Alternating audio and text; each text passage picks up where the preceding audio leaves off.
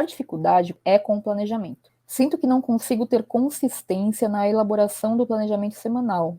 Alguma dica do que fazer? Eu sou professora de creche, então a minha agenda fica bloqueada no período da tarde, minha atenção fica inteiramente voltada para os bebês. Fora esse período, eu tenho 1 milhão de coisas a serem feitas, mas não são compromissos. E é aí que fica o problema, porque eu não consigo me organizar para fazer nada. Se eu coloco na agenda que eu vou fazer tal coisa em determinado dia, acabo ficando frustrada, porque eu nunca consigo.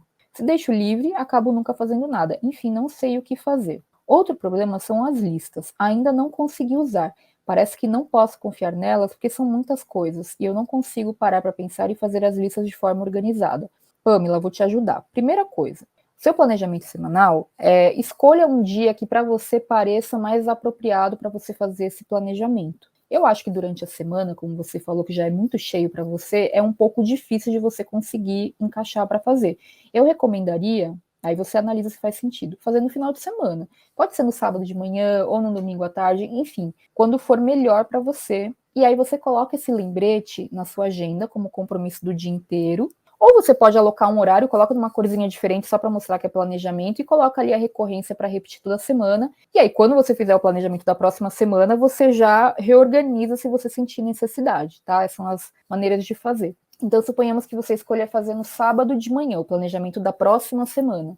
Quanto tempo você leva para fazer esse planejamento? O que você tem que levar em consideração quando você for fazer esse planejamento? Na nossa aula de planejamento semanal, eu dou uma sugestão de checklist, mas essa checklist pode ser personalizada. Então, o que eu recomendo? Que você colhe dentro da descrição do compromisso na sua agenda tudo o que você tem que levar em consideração quando você for fazer o seu planejamento semanal. Eu dou algumas recomendações, não dou? Veja se todos os compromissos estão na agenda, envie convites, planeje deslocamentos, Você pode colocar assim algo também como visualizar minhas listas de afazeres para ver se tem algo que eu tenho que fazer em algum dia específico essa semana, por exemplo. E você pode personalizar. Dessa maneira, você vai entender até quanto tempo leva o seu planejamento da semana. Porque daí você fala, olha, como eu tenho que planejar muita coisa, assim, então eu acho que vai levar 2 horas para fazer o planejamento. Então você pode falar, não, acho que em 1 hora eu consigo matar esse planejamento, né?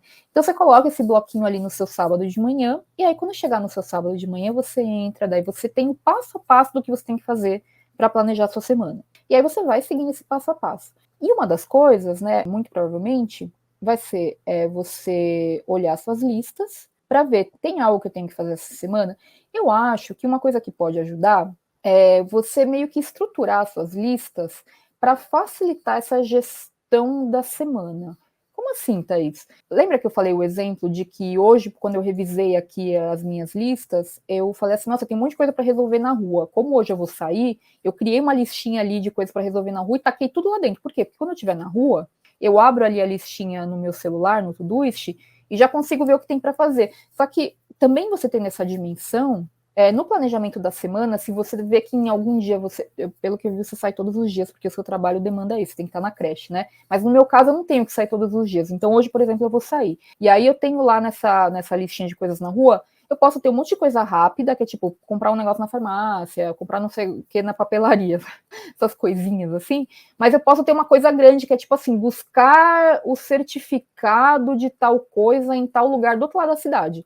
Então, às vezes, você pode ter algo que você precisa fazer, mas que leva mais tempo. E aí, talvez esse negócio que leve mais tempo, em vez de ficar só na lista, você pode querer alocar na sua agenda fazendo esse planejamento. Então, imagina que você tem que ir ao banco resolver uma treta. E aí você fala, nossa, isso aqui vai levar tempo. Então, não adianta deixar só na lista. No seu planejamento semanal, você pode olhar e falar, será que eu consigo essa semana em algum dia?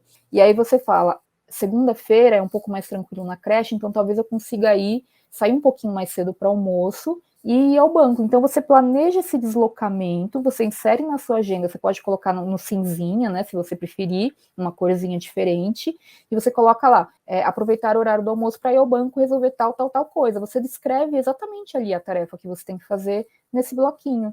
Deixa na sua lista, porque enquanto você não ticar, tudo pode acontecer. Então, imagina que você planeja ir na segunda, mas não deu para ir na segunda. Então, você vai replanejar esse compromisso, né? Só que você só vai ticar da lista de afazeres quando você efetivamente tiver feito, tá bom? Essa é a diferença de você organizar uma informação e planejar uma coisa. A gente vê muito na prática isso acontecendo, tá?